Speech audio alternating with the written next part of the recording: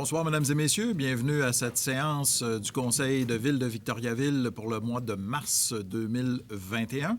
On va commencer en donnant quelques informations sur cette pandémie qui n'est malheureusement pas encore terminée, même que ça faisait un an, il y a quelques jours, qu'on était dans le début de cette pandémie COVID-19. Et à l'invitation du gouvernement du Québec, la ville de Victoriaville a profité de la journée de commémoration nationale en mémoire des victimes de la COVID-19 pour tenir une cérémonie. C'était jeudi dernier et rendre hommage aux victimes de la pandémie, notamment aux 67 disparus de la région de la MRC d'Arthabasca.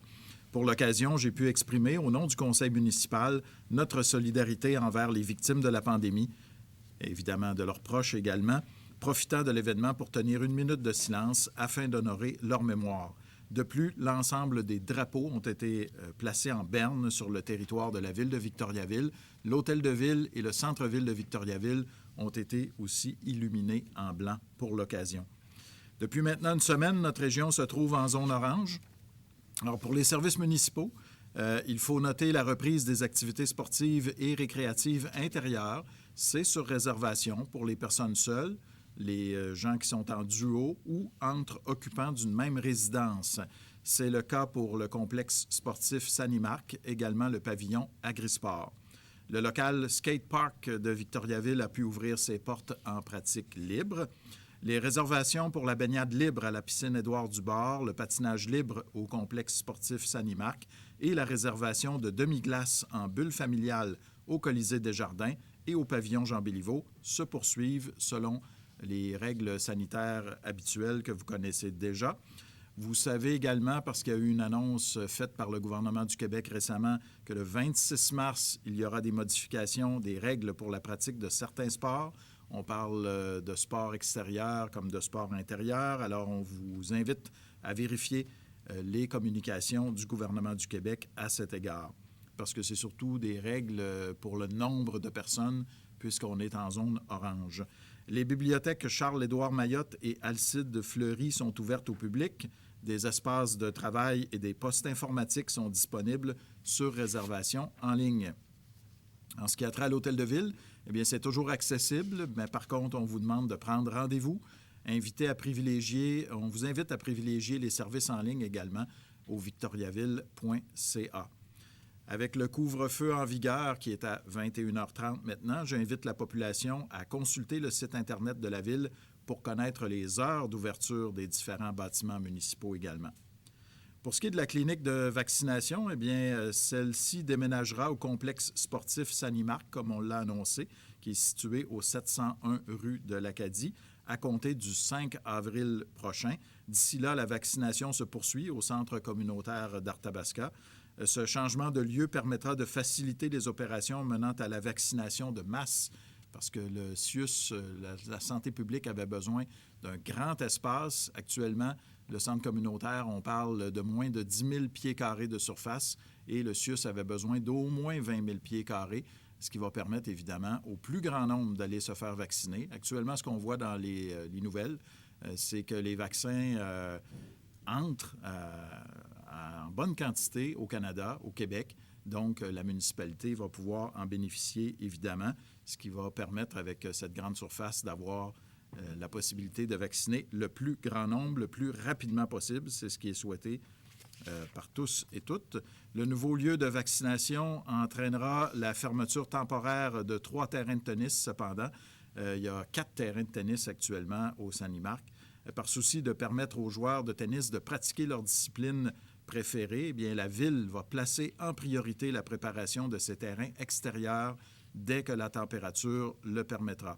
Quant au centre communautaire d'Arthabasca, bien, une fois qu'on va être transféré au Sanimark, eh bien, on va avoir la possibilité d'accueillir, comme on le fait tous les étés, les camps de jour. Alors, lors de la saison estivale, si on avait dû rester au centre communautaire d'Arthabasca, ça aurait créé certains casse-tête pour nos équipes pour accueillir les jeunes. Mais là, l'un comme dans l'autre, là, ça va favoriser la tenue à la même place que d'habitude des camps de jour pour la saison estivale. Enfin, j'invite la population à consulter le site du CIUS MCQ et les médias locaux pour connaître les nouvelles consignes pour les groupes d'âge pouvant être vaccinés. On a commencé à 85 ans, on est rendu à 65, si je ne me trompe pas, en tout le moins pour prendre des rendez-vous. Et bientôt, là, ça va se faire sous peu. Les gens, après avoir eu les vaccins dans les résidences pour personnes âgées, CHSLD, le personnel de la santé, tout ça, bien là, la population qui a pris des rendez-vous va pouvoir commencer, la population va pouvoir commencer à se rendre... il s'est passé quelque chose dans un ordinateur, faites-vous-en pas. La population va pouvoir commencer à se rendre sur place, je parle de la population en général, pour pouvoir être vaccinée. Pour la prise de rendez-vous, le moyen le plus simple et le plus rapide, c'est en ligne. Alors, vous pouvez aller sur la page québec.ca/vaccin COVID. Un guide est disponible afin de soutenir les personnes pour la prise de rendez-vous. Au besoin, les proches sont encouragés à offrir un soutien aux personnes aînées pour la prise de rendez-vous en ligne. Et pour ceux et celles qui n'ont pas accès à Internet, qui éprouvent des difficultés à l'utiliser, c'est possible, eh bien, on peut téléphoner au 1-877-644-4545 pour recevoir un soutien afin de prendre ce rendez-vous. On change de sujet maintenant avec les taxes où, on vous le rappelle, les membres du conseil municipal ont accepté de reporter pour une autre fois le premier versement de taxes municipales pour l'année 2021. Je dis une autre fois parce qu'on l'avait fait auparavant en 2020. Au sujet du premier versement pour le paiement des taxes municipales, eh bien, les personnes qui peuvent peut-être vivre une situation financière précaire en raison de la COVID-19, de la pandémie, nous avons pris la décision de fixer le taux d'intérêt à 0 % pour le paiement du premier versement des taxes municipales de l'année 2021. Cette mesure s'applique jusqu'au 10 mai prochain, offrant ainsi un délai supplémentaire pour les contribuables. On parle des citoyens, des entreprises, n'étant pas en mesure d'effectuer le paiement du premier versement des taxes municipales pour cette année. Concernant la relance économique, une autre forme d'aide offerte par la Ville a également été dévoilée lors d'un dîner-rencontre. En fait, c'était le dîner-rencontre du maire parce que le souper du maire traditionnel qui se tenait au Victorin avec la Chambre de commerce et puis des centaines de personnes qui venaient y assister, bien là, on ne pouvait pas tenir ce type d'événement-là comme on le faisait auparavant. Ça a donc été un dîner du maire virtuel, mais toutefois tout aussi intéressant, avec des intervenants, que ce soit de la Chambre de commerce, la Jeune Chambre, Femmes de carrière, et puis on a eu l'occasion de discuter de la relance économique particulièrement. Et pour ceux et celles qui l'ont vu, bien Dumas, un artiste de Victoriaville, est venu chanter Le Bonheur avec un beau montage vidéo de la télévision communautaire des Bois-Francs sur les gens, les travailleurs, travailleuses essentielles qui nous ont tant aidés, qui nous aident encore depuis le début de cette pandémie. Non seulement les gens du secteur de la santé, mais tous les gens qui œuvrent dans le milieu de l'enseignement, le milieu, ça peut être le milieu également des services comme les épiceries. Alors, tous ces gens-là ont été mis en vedette pour les saluer, les remercier pour leur beau travail avec une chanson de Dumas. C'est encore disponible là, sur le site de la Ville, un peu partout sur Facebook. Là, vous allez retrouver cette vidéo. C'était bien sympathique et bien apprécié de notre part d'avoir Dumas qui est venu au Carré 150. Quand j'avais écrit ça, je voulais juste mentionner aux gens que Dumas était là pour nous rendre un hommage, mais j'en disais pas plus. Puis les gens pensaient à un spectacle, mais c'était pas pour donner un spectacle. Il a fait ça devant des bancs vides, mais bientôt, on va pouvoir retrouver nos artistes sans aucun doute. Alors, où j'en étais avec ça, moi? Oui, la revitalisation, donc la relance économique, un nouveau programme d'aide au développement commercial, donc pour la rénovation intérieure des bâtiments qui vise à augmenter le taux d'occupation des locaux commerciaux au centre-ville. On veut stimuler la rénovation de bâtiments, créer une mixité commerciale également favorable à la dynamisation de notre secteur. Ce programme est composé de 3 volets. Alors, le volet 1, c'est une aide financière pour le coût du loyer commercial jusqu'à concurrence de 18 000 sur 3 ans. Ça, c'est surtout pour les commerces de destination. Alors, sur notre site Internet également, il y a un dépliant qui est maintenant déjà disponible qui explique ce nouveau programme-là. Vous allez trouver tous les détails Alors, je ne vous les livrerai pas ce soir tout de suite. Le volet 2, c'est une aide financière allant jusqu'à 40 000 $ pour des travaux visant à transformer des locaux situés à l'étage en de nouveaux espaces résidentiels. Et le volet 3, c'est une aide financière pour des travaux de rénovation d'un local commercial ou de bureau jusqu'à hauteur maximale de 40 000 $. Les personnes intéressées sont conviées aussi à une visioconférence informative qui aura lieu le 25 mars prochain. Tous les détails du programme, les modalités d'inscription à cette visioconférence sont disponibles sur le site Internet de la Ville. Et déjà, on m'a dit qu'il y a plusieurs propriétaires, dès l'annonce qui a été faite donc lors du dîner du maire virtuel, eh bien, plusieurs gens ont déjà contacté la Ville de Victoriaville pour s'informer. Donc, on s'attend à ce que ce soit un succès. Certainement, on en a eu un lors de notre programme, le lancement de notre programme, puis la mise en place de notre programme de rénovation des façades. On s'attend à ce que ce soit tout aussi couru.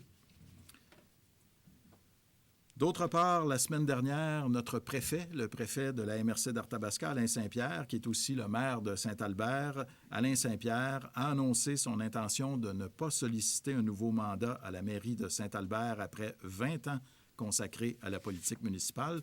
M. Saint-Pierre a été conseiller municipal, il a été maire de Saint-Albert et aussi, bien sûr, le préfet de la MRC d'Arthabasca. En ce qui me concerne, j'ai la chance de côtoyer Alain Saint-Pierre depuis les débuts de mon implication en politique. Quand je suis entré en politique fédérale, eh bien, la ville de Saint-Albert faisait partie des 41 municipalités de la circonscription de Richemont-Arthabasca. Donc, j'ai tissé des liens avec Alain à partir de ce moment-là. On a travaillé ensemble sur de nombreux dossiers. Si c'est dans l'adversité qu'on peut reconnaître la valeur d'une personne, moi, je peux témoigner que lui est tout un leader. Il est solide, il est franc, toujours en mode solution. Alain, c'est un rassembleur. Son intérêt premier a toujours été celui de la prospérité économique et sociale de son territoire, de la région, en fait, au complet. Donc, c'est quelqu'un aussi qui a su placer les intérêts supérieurs de la région à ses propres intérêts. Et je pense que comme politicien, on ne fait pas 20 ans si on fait le contraire. Alors, c'est quelqu'un que j'apprécie beaucoup. Vous pouvez le constater. Merci, Alain, pour ta générosité. C'est un honneur pour moi de travailler à tes côtés parce qu'on n'a pas terminé encore. On a encore plusieurs mois à travailler ensemble sur de nombreux dossiers. Et félicitations surtout pour cet accomplissement, 20 ans en politique municipale. C'est certainement apprécié de la part des citoyens de Saint-Albert parce qu'ils ont renouvelé leur confiance en Alain pendant toutes ces années. Les Tigres, maintenant, bien, ils sont revenus au jeu après, malheureusement, avoir été touchés par la COVID-19 et ils vont jouer ici, à Victoriaville, du 19 au 25 mars. Les Tigres seront les hôtes d'un environnement protégé au Colisée Desjardins. Pour l'occasion, la ville de Victoriaville est d'ailleurs partenaire de la télédiffusion de 3 de ces matchs. Les amateurs de hockey pourront les voir à l'œuvre à 3 occasions, donc à la TV-CBF. Le 19 mars à 19 h contre les Cataractes de Shawinigan, le 20 mars à 16 h contre l'Océanique de Rimouski et le 24 mars à 19 h à nouveau contre les Cataractes. On va terminer avec les permis de construction pour le mois de mars 2021. En résumé, pour le mois de février, pardon. Pour le mois de février 2021, il y a eu 54 permis d'émis comparativement à 41 l'année dernière. Le nombre de logements créés, 12 comparativement à 20 l'an dernier. La valeur déclarée est de 3,8 millions de dollars comparativement à 5,3 millions de dollars en 2020. Pour les 2 premiers mois de l'année, par contre, c'est plus intéressant cette année que l'an dernier, puisqu'il y a eu 106 permis comparativement à 72, 53 logements créés comparativement à 25 et près de 11 millions de dollars cette année comparativement à un peu plus de 6 millions de dollars en 2020. Alors, j'ai terminé, Maître Arcan. Les présences nous confirment que nous avons quorum puisque tous mes collègues sont présents à cette séance. Nous pouvons procéder à l'adoption de l'ordre du jour. Je crois qu'il y a des affaires nouvelles. Il y aurait 3 sujets à ajouter. passer au point 16, c'est-à-dire aux affaires nouvelles. Alors, nomination. Au sein du service de la sécurité publique, à 16.2, suspension, ainsi qu'à 16.3, une suspension.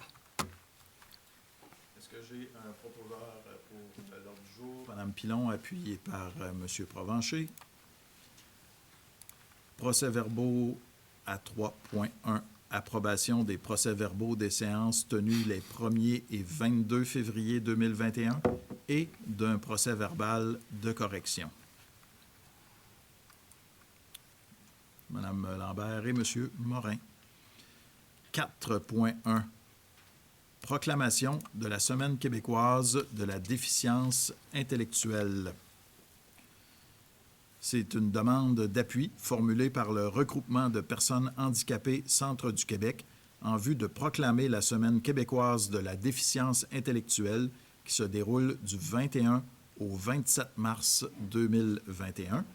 Il est résolu de proclamer la Semaine québécoise de la déficience intellectuelle qui se déroule du 21 au 27 mars 2021 et d'inviter les citoyennes et les citoyens, peu importe leur milieu, leur rôle ou leur statut, à tout mettre en œuvre pour que les personnes vivant avec une déficience intellectuelle, qu'elles soient jeunes, adultes ou âgées, soient incluses et respectées dans leur milieu de vie. Donc, M. Paulin propose et M. Gauthier appuie. Merci beaucoup. On est rendu à un peu plus loin.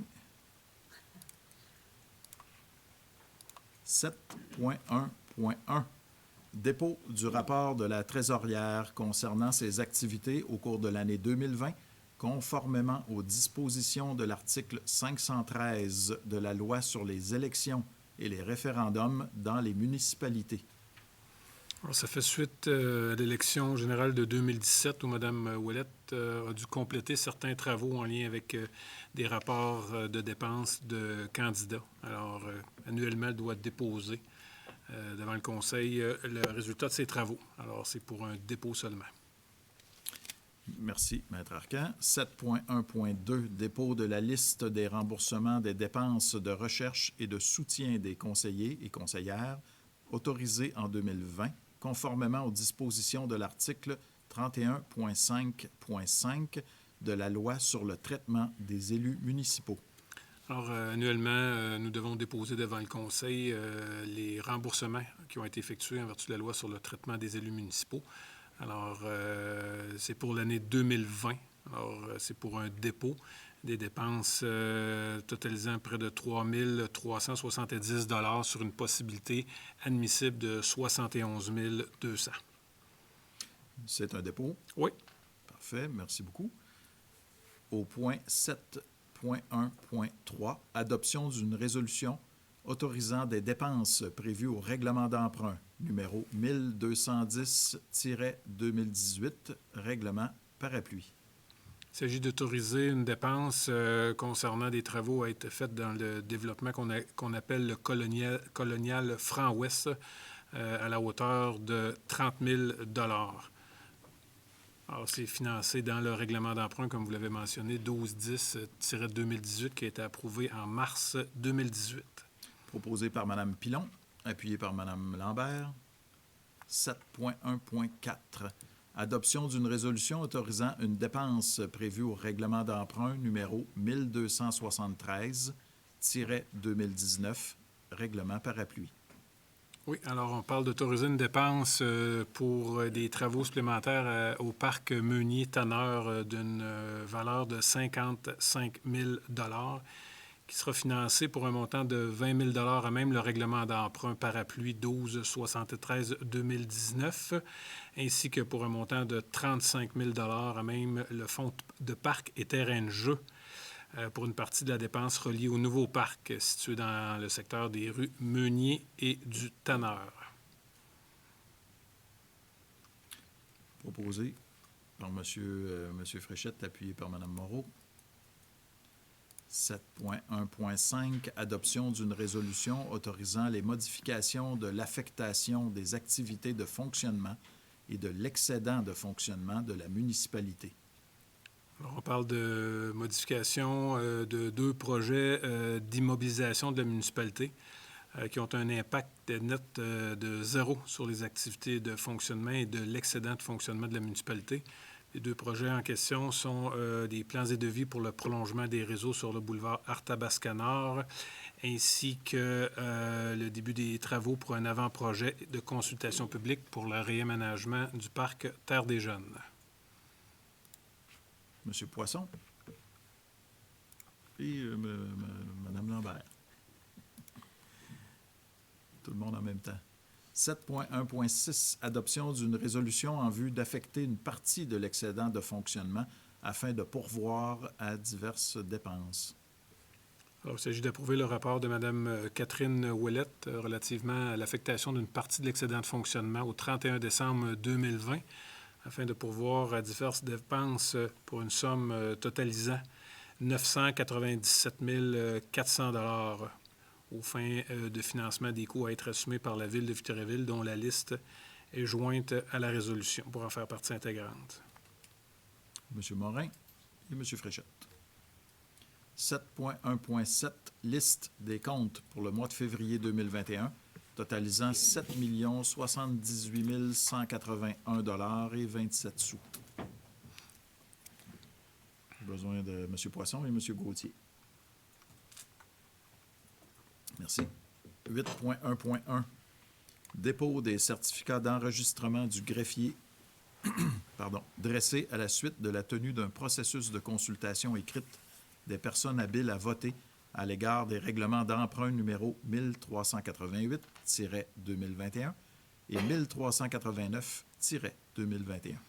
Oui, le règlement 1388-2021 qui décrète l'emprunt d'une somme de 81 359 $ en vue de financer des travaux pour l'épandage de granulats concassés et l'asphaltage de la rue d'Encausse, ainsi que le règlement d'emprunt 1389-2021 qui lui décrète un emprunt de 80 030 $ en vue de financer les travaux pour l'épandage de granulats concassés et de l'asphaltage de la rue Couture. Alors, durant le processus, nous n'avons reçu aucune signature s'opposant aux 10 règlements d'emprunt. Par conséquent, les certificats qu'on dépose établissent que les règlements sont réputés approuvés par les personnes habiles à voter et sont transmis au ministère des Affaires municipales. Il s'agit d'un dépôt. Oui. 8.1.2, projet d'acte à intervenir entre la compagnie 9182-1512 Québec Inc. et la Ville de Victoriaville, relatif à la cession d'un lot constituant une partie de la rue Baudette. Alors, c'est suite à une entente promoteur, comme on le voit habituellement, une fois que les travaux d'infrastructure du prolongement de la rue Baudette ont été effectués. Le promoteur cède sans frais à la municipalité la parcelle de rue en question. Alors, il s'agit d'autoriser la signature du projet d'acte de cession soumis par la notaire, Hélène Lévesque. Proposé par M. Gauthier, appuyé par Mme Pilon. 8.1.3, projet d'acte de cession en amphithéose à intervenir entre Café Chrétien Victo Incorporé et la Communauté du Désert Incorporée concernant un immeuble situé au numéro 100 rue Saint-Paul. Alors, une convention d'amphithéose existe sur ce terrain-là, M. le maire, depuis, je vous dirais, peut-être 1985. Et nous avons été approchés par le Café Chrétien Victoriaville afin de céder ses droits dans l'amphithéose à l'organisme La Communauté du Désert. Alors, il n'y a pas d'enjeu au niveau de la municipalité, donc la transaction pourra avoir lieu. La Communauté du Désert sera maintenant au droit de Café Chrétien Victoriaville au niveau des obligations de la Convention d'amphithéose. Il n'y a aucun changement au niveau des conditions ni des obligations. C'est sans frais. Tout simplement permettre à la Ville d'intervenir au transfert du bail entre les deux organismes. M. Poisson et M. Côté. 10.2.1. Adoption du bilan 2020 du plan d'action des politiques sociales. Alors, c'est une obligation légale que l'on a. Alors, il s'agit d'approuver le rapport de Mme Nathalie Roussel, responsable de l'accessibilité universelle, relatif à l'adoption du bilan 2020 du plan d'action des politiques sociales de la Ville de Victoriaville, dans lesquelles sont présentées les réalisations municipales à l'égard des personnes en situation de handicap, devant être acheminées à l'Office des personnes handicapées du Québec. Et on parle de plus de 200 projets, soit réalisés ou en cours de réalisation. Il y a un communiqué de presse, d'ailleurs, qui va être émis ou qui est émis là, pour cette séance du Conseil pour expliquer tout le travail qui a été fait par l'équipe des politiques sociales, que je tiens à saluer. Remercier également, surtout en cette période de pandémie où il y a eu un paquet d'activités qui ont été offertes à notre population. Je pense que ça a fait du bien au moral, sans aucun doute. Alors, c'est un travail à chaque année qui est important, mais je pense que particulièrement cette année, ça a été vraiment apprécié de la part des citoyennes et citoyens. Et comme je vous dis, vous allez le voir dans les médias locaux, sur le site de la Ville de Victoriaville, vous allez avoir ce bilan, à tout le moins un communiqué, mais aussi le bilan va être disponible sur le site de la Ville de Victoriaville. Alors, j'ai Monsieur Paulin, oui. Qui rajoute effectivement un travail exceptionnel des équipes municipales au niveau des politiques sociales. Mais vous le savez, nos 5 politiques sociales sont soutenues par autant de comités consultatifs qui sont composés de mes collègues élus ici présents, mais également d'organismes communautaires et d'employés municipaux et de citoyens également sur certains comités. Et je pense que c'est l'énergie, la synergie de tous ces gens-là qui font de Victoriaville une ville où le développement social est porté à bout de bras et exemplaire, dirais-je. Donc un remerciement à tous ces gens au-delà de l'appareil municipal. Merci. Je peux considérer que vous êtes le proposeur. Si vous le permettez. Appuyé par Mme Pilon. 10.5.1, soumission reçue en vue de l'exécution des travaux d'entretien ménager à la piscine Édouard Dubord. Oui, un contrat pour la période du 1er avril 2021 au 31 mars 2022. Alors, les soumissions se résument comme suit. Les services d'entretien ménager du Québec pour 98 800 $.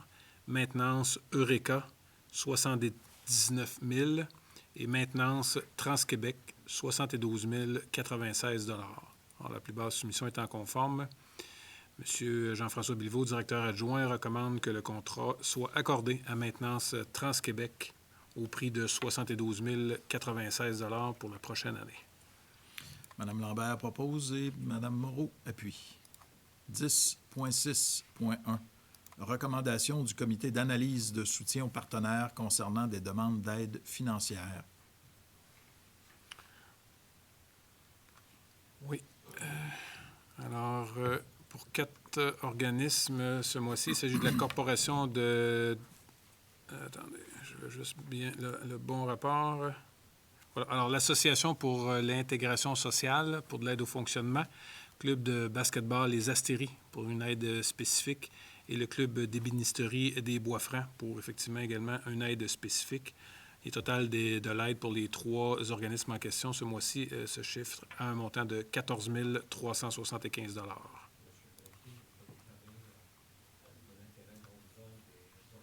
Je n'ai pris part à aucune des discussions et ne participerai pas au vote.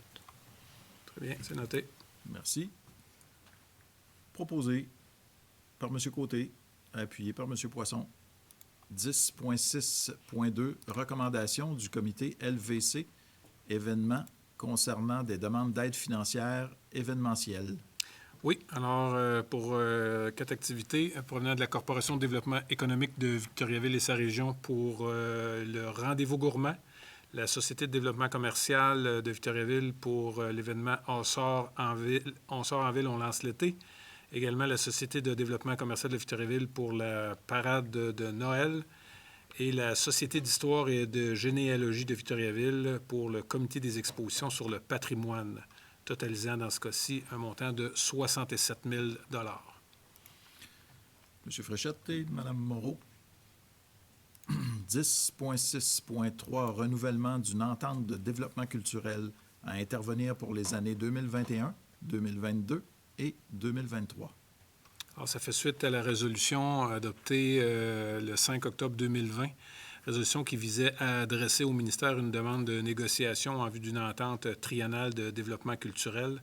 Alors, les discussions ont eu lieu et il s'agit d'approuver le rapport de Mme Danielle Croteau, et l'entente de développement culturel à intervenir entre le ministère de la Culture et des Communications, la MRC d'Arthabasca et la Ville de Victoriaville pour les années 2021, 22 et 23.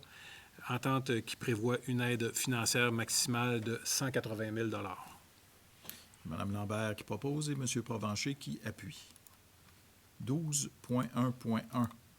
Adoption d'un projet de résolution concernant le règlement numéro 1268-2019 relatif au projet particulier de construction, de modification ou d'occupation d'un immeuble, PPC-moi, concernant l'immeuble situé au numéro 1 rue Gaby. Projet qui vise à permettre la construction d'une habitation multifamiliale de 3 étages comportant 12 logements sur le terrain situé au numéro 1 rue Gaby.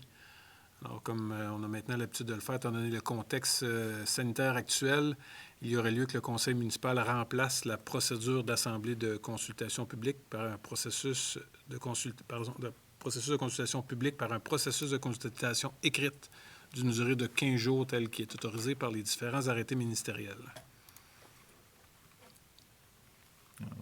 Oui, M. Côté et M. Poisson, merci.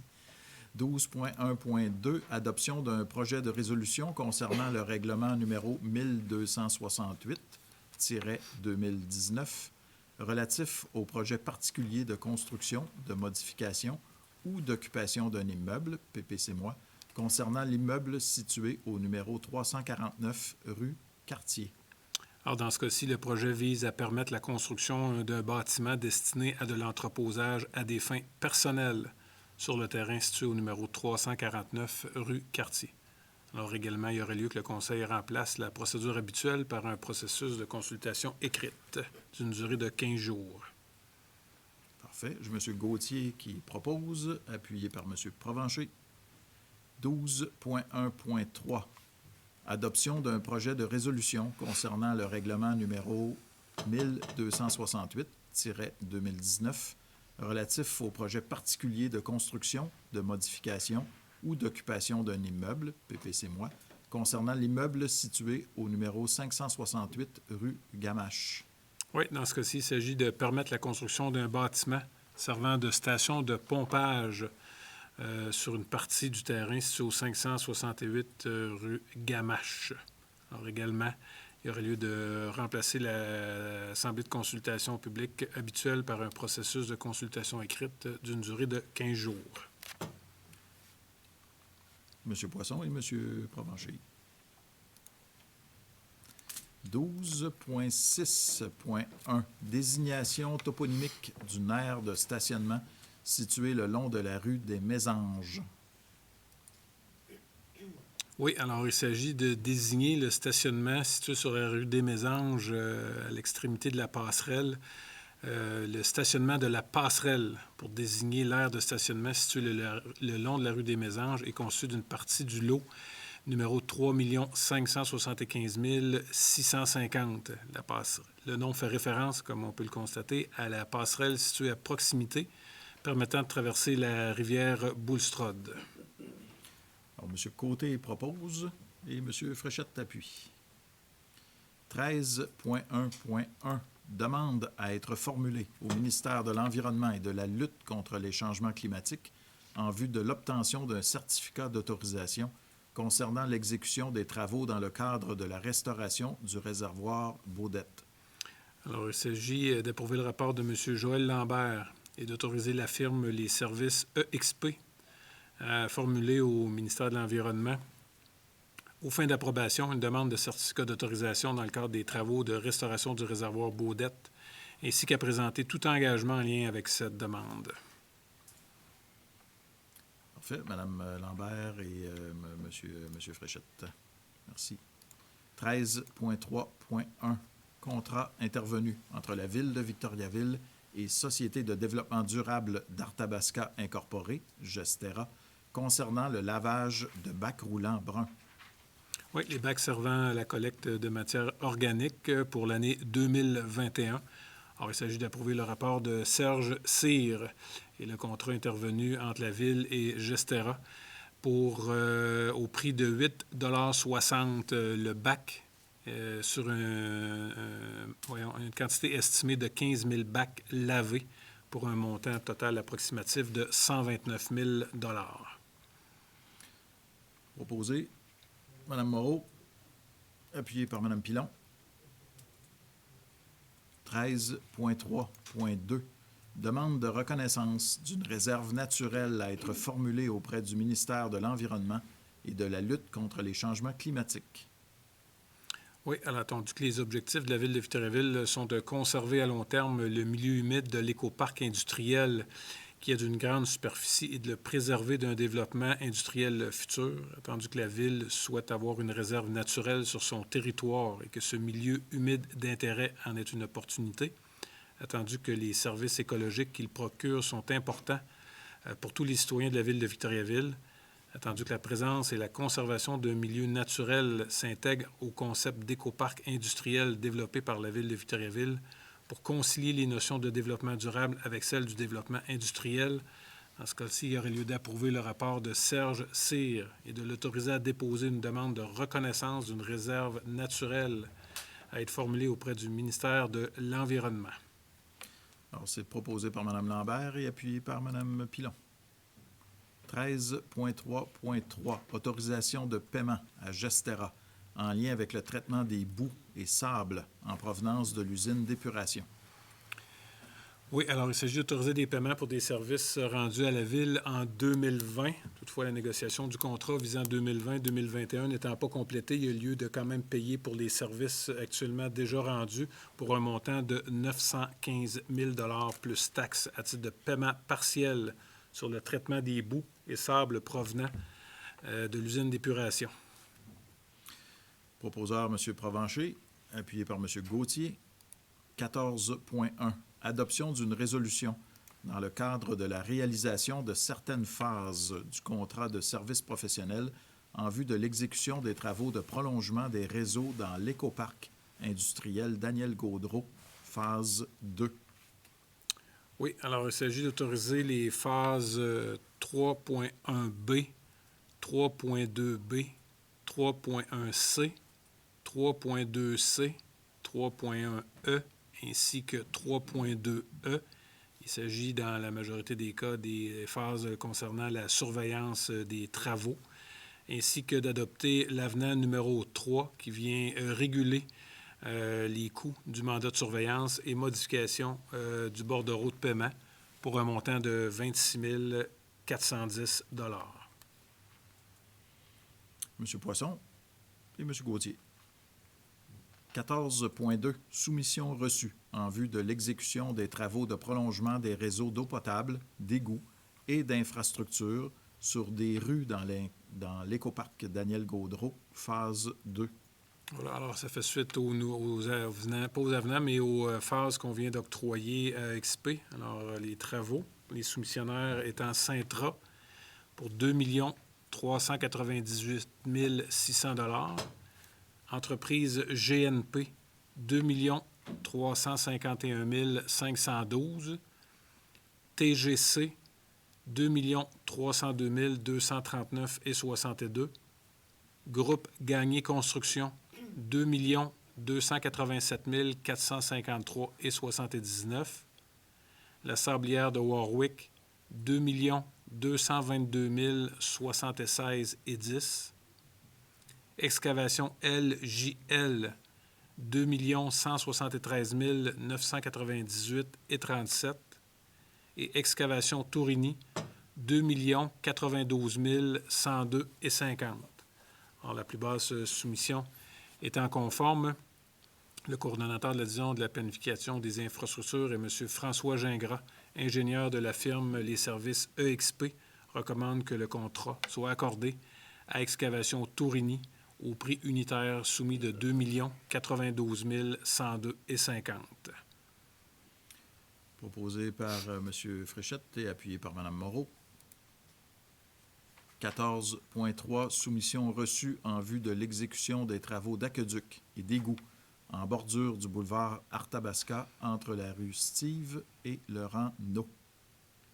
Alors, les soumissionnaires étant les excavations Mario Roy pour 454 814 et 98. Sintra, 452 249. Groupe Gagné Construction, 434 529,25. TGC, 397 477,71. La Sablière de Warwick, 394 806,98. Et Excavation LJL, 358 021,4. Alors, la plus basse soumission étant conforme, il est recommandé que le contrat soit accordé à LJL au prix unitaire soumis. Monsieur le maire, je vais m'abstenir de voter sur cette résolution-là puisque les travaux sont sur les terrains des membres de ma parenté. Parfait. Alors, j'ai M. Fréchette qui propose et Mme Lambert qui appuie. 14.4. Soumission reçue en vue de la réalisation des travaux d'aménagement du parc du Meunier. Oui, alors, terrassement Limoges et Fils, une soumission de 306 519,4 qui a été jugée non conforme. Les entreprises PNP, 296 177,18. Terrassement Barry, 292 440,7. Marc-André Paysagiste, 282 129,93. Jean-Claude Lisotte, 269 641,27. Soumission jugée non conforme. Cité Construction TM, 250 389,12. Max-Émile Boucher, tonte de pelouse, 241 110 $, soumission jugée non conforme. Et finalement, les excavations Benoît Bergeron Incorporé pour 236 684,70. Alors, l'ingénieur Francis Poisson-Carignan, ainsi que Maxime Chalifou, ingénieur de la firme Aviso Expert Conseil, recommande que le contrat soit accordé à les excavations Benoît Bergeron Incorporé. M. Fréchette et M. Provencher. 14.2.1. Adoption du plan d'optimisation des ressources du service Taxibus pour le programme d'aide d'urgence au transport collectif des personnes. Voilà, il s'agit d'une obligation légale afin que Roulibus puisse bénéficier, pas pour Roulibus dans ce cas-là, Roulibus on l'a fait le mois dernier, Taxibus puisse bénéficier de l'aide d'urgence du gouvernement. Alors, il s'agit d'approuver le rapport de Jean-François Morissette ainsi que le plan d'optimisation des ressources. Proposé par M. Gauthier, appuyé par M. Poisson. 15.1.1. Avis de motion à être donné d'un règlement décrétant l'emprunt des sommes nécessaires en vue de l'exécution des travaux de reconstruction globale de la rue des Tilleuls et dépôt du projet de règlement numéro 1400-2021. Oui, alors, règlement d'emprunt qui décrète une dépense et un emprunt de 2 142 000 $ en vue de financer la préparation des plans et devis ainsi que l'exécution des travaux de reconstruction globale de la rue des Tilleuls. Alors, il y a lieu de remplacer la procédure d'enregistrement des personnes habiles à voter par un processus de consultation écrite d'une durée de 15 jours, tel qu'autorisé par le décret ministériel 2020-033. Merci, M. Côté. 15.1.2. Avis de motion à être donné d'un règlement modifiant le règlement numéro 1198-2017 concernant les nuisances et l'insalubrité et le règlement numéro 1224-2018 applicable par la Sûreté du Québec et dépôt du projet de règlement numéro 1401-2021. Alors, le règlement 1401-2021 vise, entre autres, à définir les dispositions relatives au bruit des véhicules lors d'une accélération rapide ou en mode stationnaire.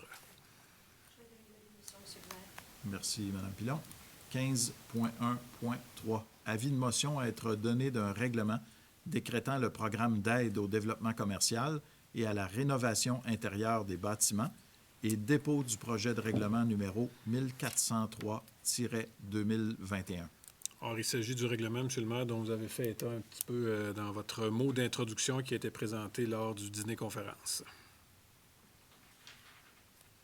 J'ai donné l'avis de motion, M. le maire. Merci, M. Morin.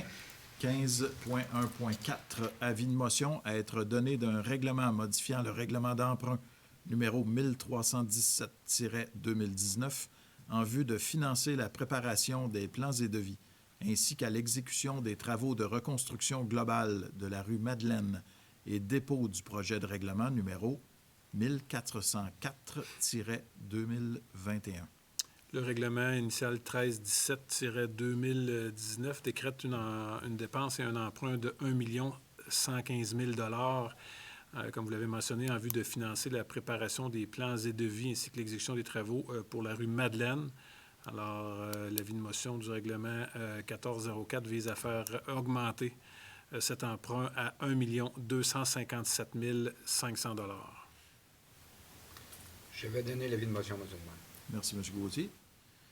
15.1.5, adoption du second projet de règlement numéro 1395-1-2021, modifiant le règlement de zonage numéro 1261-2019.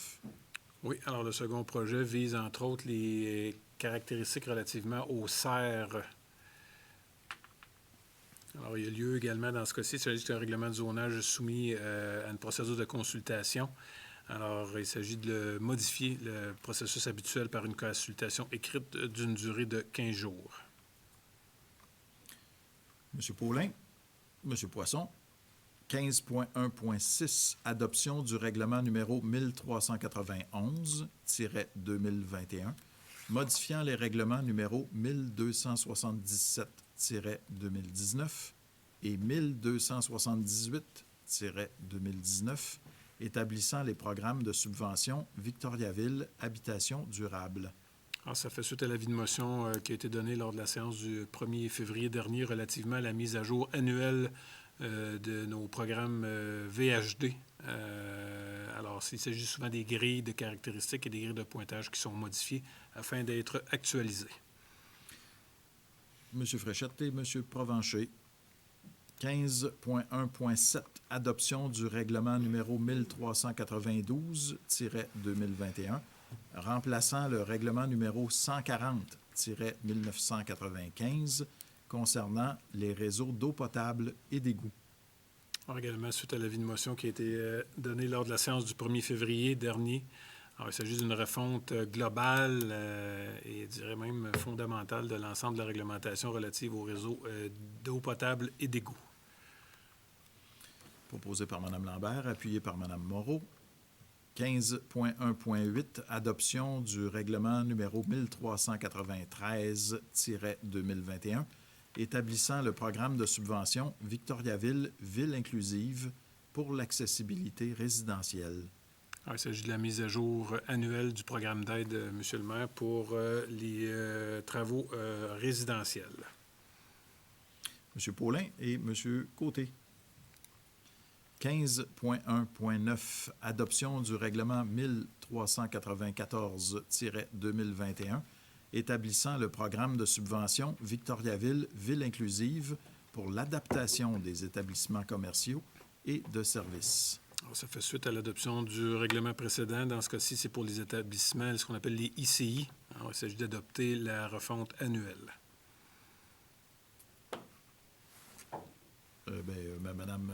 Madame Moreau, excusez-moi, et Mme Lambert. Il y avait trop de monde, là. Merci. 15.1.10, adoption du règlement numéro 1398-2021, modifiant le règlement 1333-2020, établissant le programme d'aide financière pour la rectification des raccordements inversés.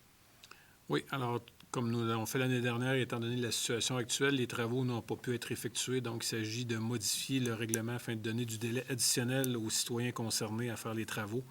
Alors, on vient prolonger la période des travaux de 2022 à 2025. M. Poisson et M. Paulin.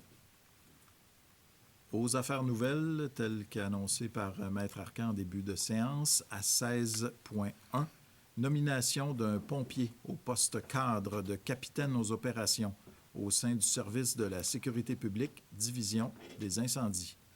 Il s'agit d'approuver le rapport de M. Jean Mercier, directeur des ressources humaines, et de procéder à la nomination de M. Stéphane Michaud au poste cadre de capitaine aux opérations au sein du service de la sécurité publique, et ce, à compter du 14 mars 2021. Alors, c'est proposé par M. Gauthier, appuyé par M. Poisson. 16.2, suspension d'un employé municipal. M. Poisson, M. Provencher. 16.3, suspension d'un employé municipal. Mme Moreau et Mme Lambert. 17.1, intervention des membres du conseil municipal. M. Paulin nous a parlé tout à l'heure des politiques sociales. Est-ce que j'ai un autre collègue qui aurait quelque chose à partager avec nous? Sinon, on va passer à la période de questions à 18.1. C'est M. Verville qui est avec nous ce soir pour remplacer la population. C'est une grande responsabilité que vous me confiez ce soir, M. le maire. Première question, en fait, provient de M. Guy de la Chevrotière qui demande combien a rapporté la taxe de bienvenue pour l'année 2020? 2020, je ne le sais pas encore parce que le rapport financier de la Ville de Victoriaville est déposé en été, donc juillet, dans ces eaux-là, juin-juillet. Ce qui veut dire qu'on va avoir à ce moment-là le montant des droits de mutation. Par contre, si vous voulez avoir une comparaison, même si ce n'est pas nécessairement la même chose à chaque année, en 2019, on parle de 2,4 millions de dollars à peu près pour les droits de mutation, qu'on appelle aussi la taxe de bienvenue. Deuxième question, cette fois, provient de M. Raymond Hébert qui demande, en fait, il y a un hyperlien qui est joint que je vous ferai parvenir également à titre informatif. Pourquoi permettre les feux extérieurs l'été? Les voisins sont alors pris pour respirer un air très pollué. Les défendre, ces feux sont une source très vive de pollution. Les défendre serait un geste normal pour garantir une qualité de l'air et une qualité de vie. Et on a des opinions divergentes parce que récemment, je me faisais demander sur Facebook par quelqu'un de modifier notre règlement. Vous savez qu'il n'y a pas si longtemps, le conseil municipal avait accepté la recommandation du service de sécurité incendie qui nous demandait de rallonger la période d'interdiction des feux extérieurs qui est passée maintenant du 1er mars au 1er juin. Puis cette dame-là me disait que c'était je dirais, une activité qui était agréable à faire quand il commençait à faire beau, puis pourquoi on n'avait pas décidé ou on ne permettait pas que ça se fasse plus tôt, finalement, dans l'année. Puis là, vous me dites que les feux, c'est pas nécessairement une bonne idée, mais on a quand même très réglementé, là. C'est quand même pas laissé comme ça sans que ce soit très strict comme réglementation. Par exemple, les feux extérieurs sont permis lorsque la vitesse du vent est en deçà de 20 km/h. Également, c'est interdit de brûler des déchets solides, interdit de brûler des matériaux de construction, interdit de rebut visé par le règlement sur les déchets. Et il faut que le foyer soit conforme également de la manière dont il est installé, en cour arrière ou latérale, mais il faut également qu'il soit à une certaine distance d'un bâtiment, distance du voisinage. Alors, le règlement est quand même assez strict là-dessus. Mais c'est un compromis, si on veut, actuellement, dans la ville de Victoriaville. Il y a des gens qui apprécient faire des feux. Et ce que je peux vous dire, et des gens qui n'en veulent pas, mais ce que je vous dis, si vous avez des problèmes avec le voisinage, c'est certain que vous n'avez pas à hésiter à téléphoner au service aux citoyens de la ville de Victoriaville en tout temps, 758-1571. Est-ce qu'il y a d'autres questions? Ça complète les questions pour la séance de ce soir, M. le maire. Parfait. Merci, Charles. Merci beaucoup, mesdames et messieurs. Merci à mes collègues qu'on a retrouvés puisqu'on est en zone orange. On a toujours notre installation ici avec les plexiglas, comme vous pouvez le voir. Et bientôt, je le souhaite, ce sera votre tour également.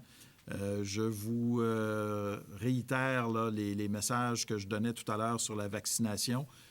Soyez attentifs à toutes les indications, mais bientôt, au mois d'avril, il va y avoir la vaccination de masse qui va se tenir au complexe sportif Sanimark, où là, on espère qu'avec tous les vaccins qui vont entrer, que le plus rapidement possible, la population de Victoriaville pourra enfin être vaccinée et qu'on aura la possibilité de dire au revoir et même adieu, on l'espère, à ce virus.